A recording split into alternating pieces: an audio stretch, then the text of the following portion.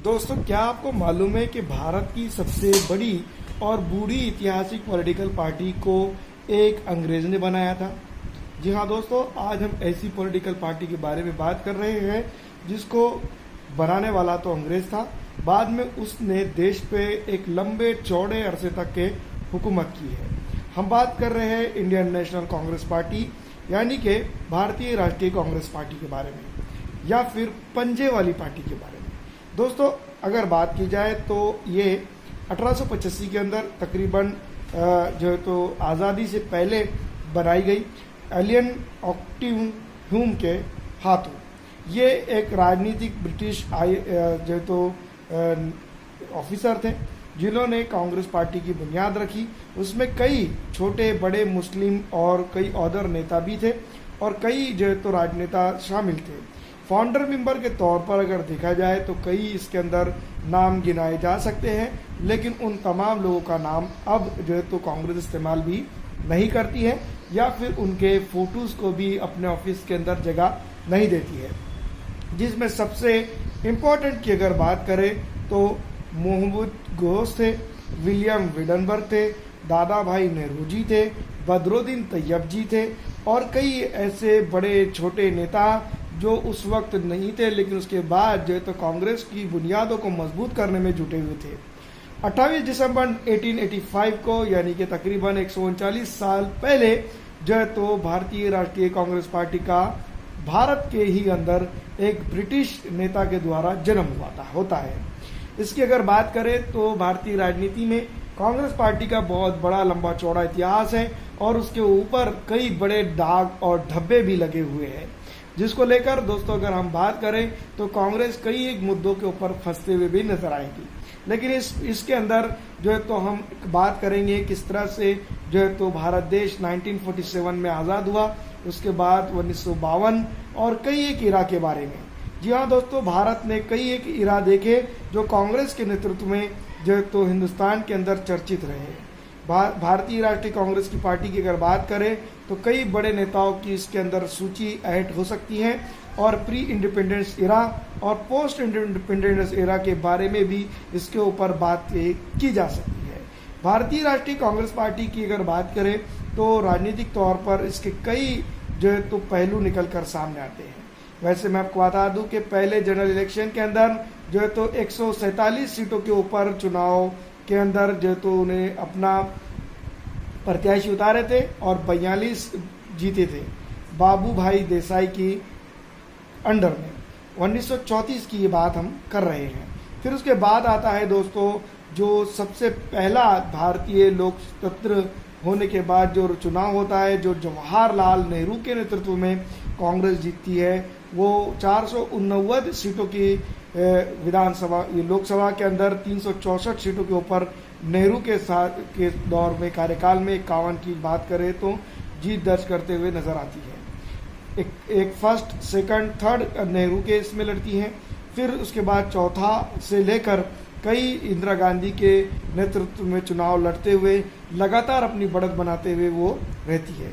इसके बाद जो है तो भारतीय राजनीति का वो भी पहलू देखा गया जब जो है तो इंदिरा गांधी के नेतृत्व में यानी कि 1971 के अंदर जो है तो पाकिस्तान के 2 टुकड़े कर दिए गए और ये वही कांग्रेस थी जिसने उसके अंदर एक अहम रोल निभाया था।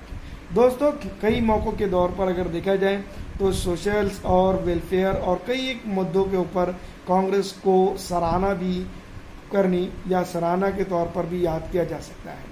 लेकिन कांग्रेस का कई एक ऐसा जो तो पहलू भी निकल कर आता है जिसमें मुस्लिमों ने उसको भरपूर वोट देने के बावजूद भी, मुसलमानों के ऊपर और अत्याचार के बावजूद भी इसकी खामोशी और यही चुप्पी के चलते जो है तो वो अब धीरे धीरे सुकड़ते हुए नजर आ रही है। वैसे मैं आपको बता दूं कि जिस तरह से अगर देखा जाए तो अभी भी भारत की सबसे सेकंड नंबर की पॉलिटिकल पार्टी के तौर पर उसको याद किया जा सकता है जो विपक्ष में है। लेकिन जिस तरह से अगर उसके सिंबल की बात की जाए तो सिंबल भी कई मरतबा बदले हैं, जिसके जो है तो हमने फोटो आपके सामने लगा दी है। एक अंग्रेज के ज़रिए से भारत की राजनीति में बनने वाली पॉलिटिकल पार्टी ने कई चीज़ें देखी और जिसमें जो है तो कई चीज़ों के साथ जो है तो इसका रूज और जवाल रहा है। मुस्लिम लीग भी इसी की एक देन है, जो इससे स्प्लिट होकर जो तो एक वक्त में बनकर उभरी थी। उसकी अलग वीडियो के अंदर बात करेंगे, लेकिन दोस्तों मैं आपको बता दूं कि rise and fall of Congress का जिस तरह से हुआ है, उसको देखते हुए ये लगता है कि इतनी जूनी और पॉलिटिकल पार्टी जो अपने आप को रिफॉर्म नहीं कर पाई, रिस्ट्रक्चर नहीं कर पाई, जिसके चलते आज की कंडीशन अगर बात की जाए तो वो एक एक सीट के लिए मोहताज है। 1998 के बाद से अगर देखा जाए तो 2025 का हिरा कांग्रेस पार्टी के लिए काफ़ी अच्छा नहीं रहा है। लेकिन जिस तरह के हालात कांग्रेस के फिलहाल इन दिनों दिखाई दे रहे हैं, उन तमाम तर चीज़ों को अगर देखा जाए तो कई पॉलिटिकल पार्टीज उससे स्प्लिट होकर अपने आप में बनते चली गई। जिस तरह से तृणमूल कांग्रेस, राष्ट्रवादी कांग्रेस पार्टी के साथ अगर देखा जाए तो बहुत सारी कई पॉलिटिकल बड़ी पार्टियां निकलकर आज जो है तो भारत के अलग अलग विभिन्न इलाकों के अंदर राज कर रही हैं। वैसे मैं आपको बता दूं कि राजीव गांधी और उनके एरा के अंदर अगर देखा जाए तो कई बड़े महत्वपूर्ण मुद्दे हुए हैं, लेकिन इसी के साथ साथ एक बदनुमा दाग जो है तो कांग्रेस पार्टी की छाती पर है, वो है कि 1992 के अंदर जो है तो बाबरी मस्जिद टूटने का। बाबरी मस्जिद 1992 में जो है तो कांग्रेस पार्टी के पीवी नरसिम्हा राव के क़यादत वाली कांग्रेस पार्टी की गवर्नमेंट में ही टूटी थी। इसके बाद कई एक चीज़ों के साथ साथ जो है तो कांग्रेस का ऊपर जो लगा हुआ दाग है वो नहीं हट पाया है। कई छोटे बड़े दंगे जिसमें मुसलमानों को, पिछड़ों को, दलितों को, आरक्षित समाज को खास करके निशाना बनाया गया है। साथ ही साथ अगर हम बात करें तो कई अच्छे मुद्दे भी कांग्रेस के साथ जुड़े हुए हैं और भारतीय स्वतंत्रता के दौरान जो है तो पंडित जवाहरलाल नेहरू ने और उनके सहयोगियों ने जिस तरह से भारत देश को संभाल कर एक बड़ी जो है तो अर्थव्यवस्था का ढांचे में परिवर्तित करने की कोशिश की है, ये भी काफ़ी सराहनीय है।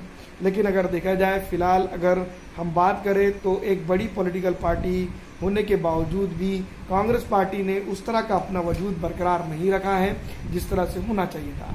मैं आपको बता दूं कि तकरीबन 139 साल की ये पॉलिटिकल पार्टी आज अपने आखिरी अयाम के अंदर जो है तो जू करके जूझते हुए जी रही है। जिस तरह के हालात हैं, जिस तरह की कंडीशन है, उन तमाम को अगर मिला लिया जाए और देखा जाए तो भारतीय राजनीति के अंदर एक सुनहरा दौर देखने वाली कांग्रेस पार्टी आज ज़वाल की तरफ जाते हुए दिखाई दे रही है। वजह उनकी अपनी भी हो सकती है, लेकिन इस वीडियो के अंदर हम बात करेंगे भारतीय पॉलिटिकल इतिहास की सबसे बड़ी पॉलिटिकल पार्टी कांग्रेस पार्टी के बारे में। जिस तरह से जो अभी फ़िलहाल प्रोपेगेंडास किए जा रहे हैं या फिर कुछ फैलाया जा रहा है, उसके ऊपर भी सोचने और समझने और आत्मचिंतन करने की सख्त ज़रूरत है कांग्रेसी नेताओं को।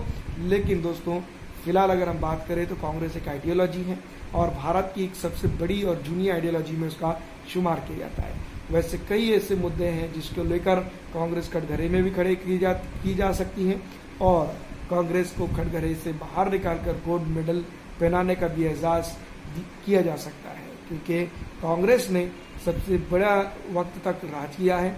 दोस्तों चलिए मिलते हैं किसी और वीडियो के साथ किसी अन्य पॉलिटिकल पार्टी के स्ट्रक्चर के बारे में जानने के लिए।